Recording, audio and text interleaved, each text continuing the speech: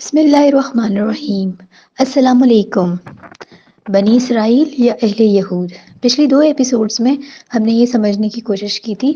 کہ حضرت ابراہیم علیہ السلام کے دو بیٹوں حضرت اسحاق اور حضرت اسماعیل، تو حضرت اسحاق کے بیٹے حضرت یعقوب علیہ السلام کی نسل سے جو اولاد ان کی چلی ہے وہ بنی اسرائیل کہلائے۔ حضرت یعقوب علیہ السلام کے 12 بیٹے تھے، جن میں سے حضرت یوسف علیہ السلام نبی بنے، اور یہ سارے کے سارے لوگ فلسطین میں آباد تھے، جو کہ فلسطین سے ہجرت کر کے مصر پہنچے، اور پھر مصر میں جب یہ آباد ہوئے اور پھر ان کی حضرت یعقوب علیہ السلام کے 12 بیٹوں سے جو نسل چلی وہ بنی اسرائیل کہلائی۔ اس ایپیسوڈ میں ہم یہودیوں کی اس تاریخ کو جاننے کی کوشش کریں گے جو یہودی مدینے میں یا عرب میں آ کر آباد ہوئے ہوئے تھے، کہ ان کا پس منظر کیا ہے۔ سب سے پہلے تو یہ بات کہ عرب میں جتنے بھی یہودی آباد تھے ان کی کوئی مستند تاریخ دنیا میں موجود نہیں ہے، اور نہ ہی انہوں نے خود اپنی کوئی تاریخ لکھنے کی، کتاب لکھنے کی یا کسی کتبے میں لکھنے کی ضرورت سمجھی کہ ان کے ماضی پہ کوئی روشنی پڑ سکے یا ان کے ماضی کا کوئی پس منظر جو ہے وہ جان سکے۔ جزیرۃ العرب میں جب وہ آ کر آباد ہوئے تھے تو باقی یہودی جو دنیا میں آباد تھے ان سے ایک سارٹ آف ان کا کنیکشن ڈسکنیکشن ہو گیا تھا۔ مطلب یہ جو آباد ہوئے تھے یہودی، وہ ان سارے لوگوں سے جو یہودی باقی دنیا میں آباد تھے ایک ڈسکنیکٹ ہو گئے تھے۔ اور پھر حجاز یعنی عرب کا جو پرانا نام ہے، اس کی جو آثار قدیمہ میں جو کھدائی کے دوران کتبات ملتے ہیں اور نشانیاں مل رہی ہوتی ہیں، اس میں جو پہلی صدی عیسوی سے قبل یہودیوں کا کوئی نشان نہیں ملتا،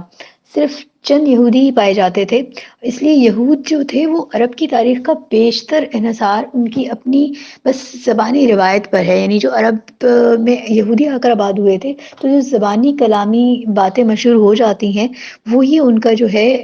تاریخی پس منظر ہے۔ یہود کی اپنی زبانی دو دعوے پائے جاتے ہیں کہ حضرت موسیٰ علیہ السلام کے آخری عہد میں وہ آ کر یثرب میں آباد ہوئے تھے، یثرب جو کہ مدینے کا پرانا نام ہے، تو یعنی وہ عرب میں آباد ہوئے تھے۔ حضرت موسیٰ نے یعنی ان کو حکم دیا تھا کہ عمالقہ جو کہ یثرب کا ایک ملحقہ علاقہ ہے ادھر جا کر وہ قتل عام کریں اور کسی بھی عمالقی کو زندہ نہ چھوڑیں۔ جب یہ لشکر یثرب آ کر حملہ آور ہوا تو اس نے عمالقہ کے بادشاہ کے ایک خوبصورت کڑیل جوان کو زندہ چھوڑ دیا اور اپنے ساتھ واپس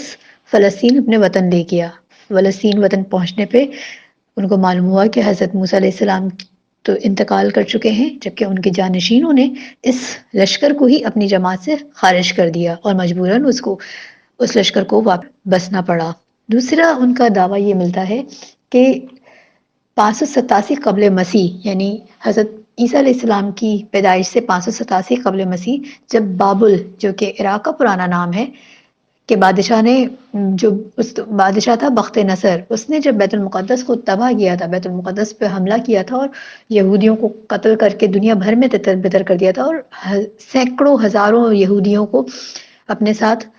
قیدی بنا کر بابل لے گیا تھا،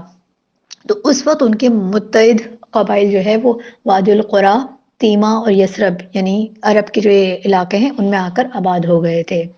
جبکہ در حقیقت بات جو سچ ہے اور جو حقیقت ثابت ہے کہ یعنی 70 عیسوی میں یعنی حضرت عیسیٰ علیہ السلام کی پیدائش کے 70 ایئرز بعد جب رومیوں نے جو دو سلطنت تھی، دو امپائرز تھیں، ایک رومن امپائر تھی اور ایک پرشین امپائر تھی، تو جو رومنز تھے جو کہ عیسائی تھے انہوں نے فلسطین پر حملہ کیا تھا اور پھر قتل عام کیا یہودیوں کا، اور 132 عیسوی میں انہیں ان کی سرزمین فلسطین سے باہر نکال دیا۔ اس دور میں بہت سے یہودی قبائل جہاں کہیں جس کو جگہ ملی وہ پناہ گزین ہوئے، اور پھر بہت سے یہودی قبائل حجاز یعنی جو عرب کا پرانا نام ہے وہاں آ کر پناہ گزین ہوئے، کیونکہ یہ علاقہ فلسطین سے سب سے قریب تھا اور جنوب میں فلسطین کے جنوب میں ہی واقع تھا، اور پھر جہاں انہوں نے سرسبز مقامات دیکھے وہاں جا کے ٹھہر گئے اور پھر اپنے طور پر انہوں نے وہاں اپنی بستیاں آباد کر لیں۔ اور پھر عرب کے علاقات ایلا، مقنا، تبوک، تیما، وادی القرا، فدق اور خیبر پر ان کا تسلط اسی دور میں قائم ہوا تھا، اور یہود کے قبیلوں میں سے قبیلہ بنی قریظہ، بنی نذیر، بنی یحدل اور بنی قنیقہ بھی اسی دور میں آ کر یثرب میں قابض ہوئے تھے۔ یثرب میں آباد ہونے والے قبائل میں بنی نذیر اور بنی قریظہ سب سے زیادہ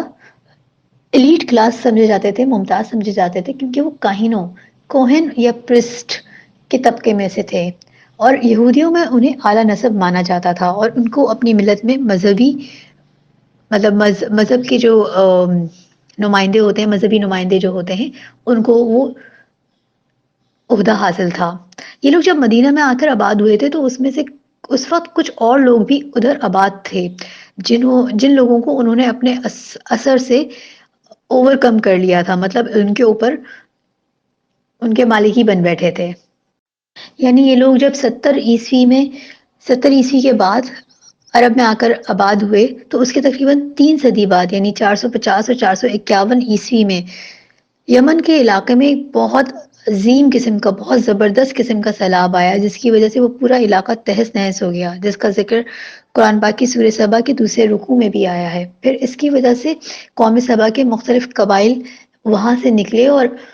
ادھر ادھر کے علاقوں میں اور عرب کے اطرافی علاقوں میں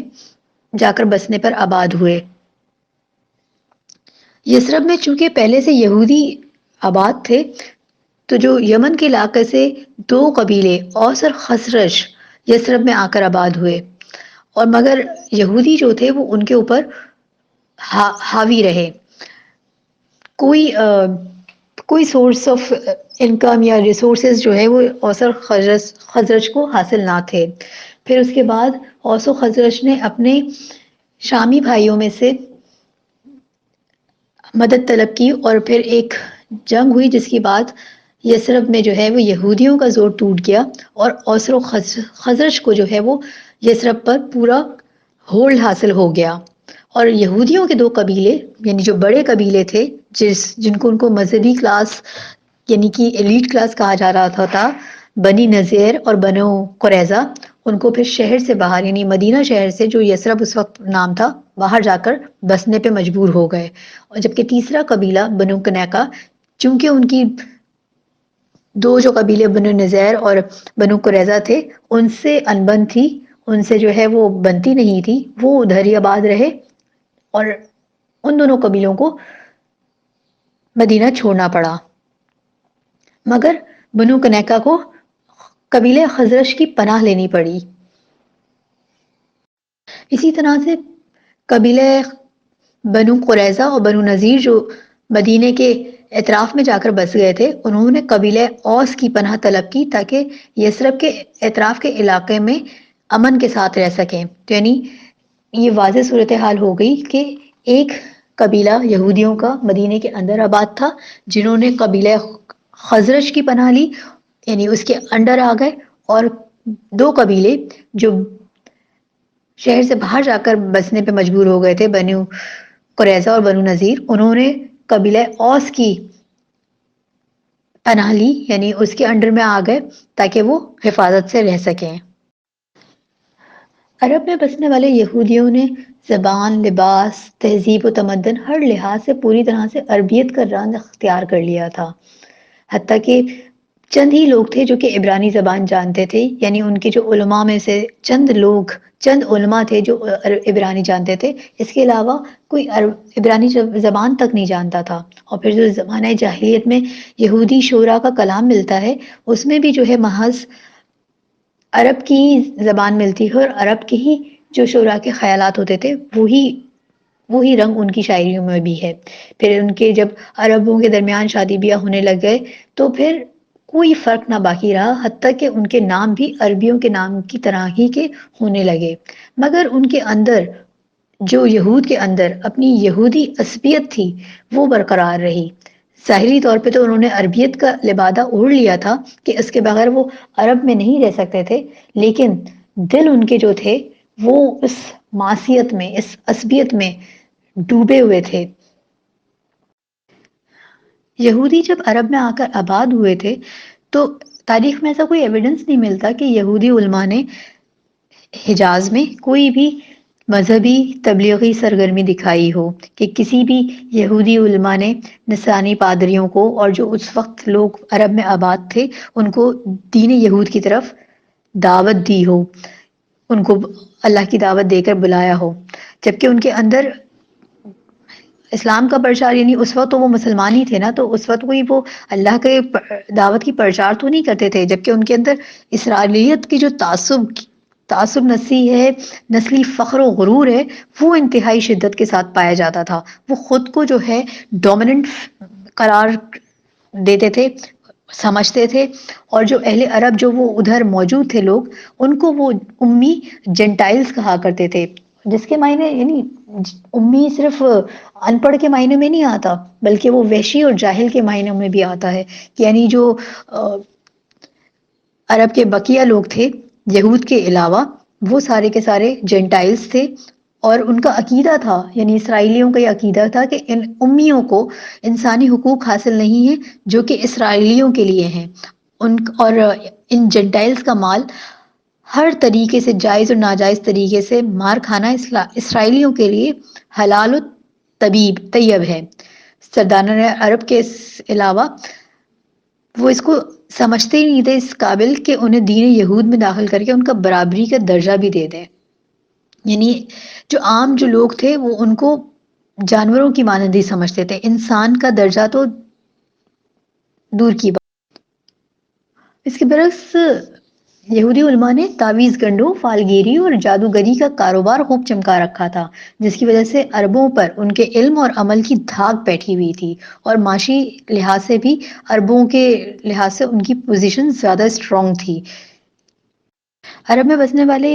یہود کے قبیلے بنی قنیقہ زیادہ تر جو تھے وہ سونار یا لوہار یا پھر ظروف سازی کا پیشہ اختیار کیے ہوئے تھے، اور یہ سارے کے سارے یہودی جو تھے بے انتہاشا منافع خوری کرتے تھے، اور ان کا سب سے بڑا کاروبار سود خوری تھا، پیسہ دے کر پیسے کے عوض پیسہ لینا۔ اہل یہود کا بنیادی مقصد اس وقت عرب کو سود کے چکر میں پھنسائے رکھنا اور ان کو مستحکم نہ ہونے دینا، اور ان کو آپس میں بھی ایک نہ ہونے دینا، کہ مطلب سارے عرب جو ہے وہ مل کے ایک یونٹی بن جائیں، اور آپس میں جو ہے وہ لڑانے کی ہی کوشش کیا کرتے تھے، کیونکہ یہودی جانتے تھے کہ اگر عرب جو ہے وہ آپس میں متحد ہو گئے سارے قبیلے، تو جو انہوں نے عرب میں اپنی جائیدادیں باغات بنا لیے تھے، اپنے جو منافع خوری سود خوری کے ذریعے انہوں نے اپنی جائیدادیں بڑی بڑی پیدا کر لی تھی، تو جب عرب اگر کمانڈنگ سچویشن میں آ گئے تو پھر ان کو جو ہے وہ ان باغات اور ان کی جائیدادوں پر قابض نہ رہنے دیں گے۔ اسلام کے اوائل دور میں یثرب میں موجود یہودی قبائل جو بنی قریظہ اور بنی نذیر تھے، وہ قبیلہ اوس کے حلیف تھے، یعنی ان کے پارٹنر سے، اور جو دوسرا قبیلہ یہود کا تھا بنی قنیقہ، وہ قبیلہ خزرج کے حلیف یعنی پارٹنر تھے۔ اور نبی کریم صلی اللہ علیہ وسلم کی ہجرت آمد،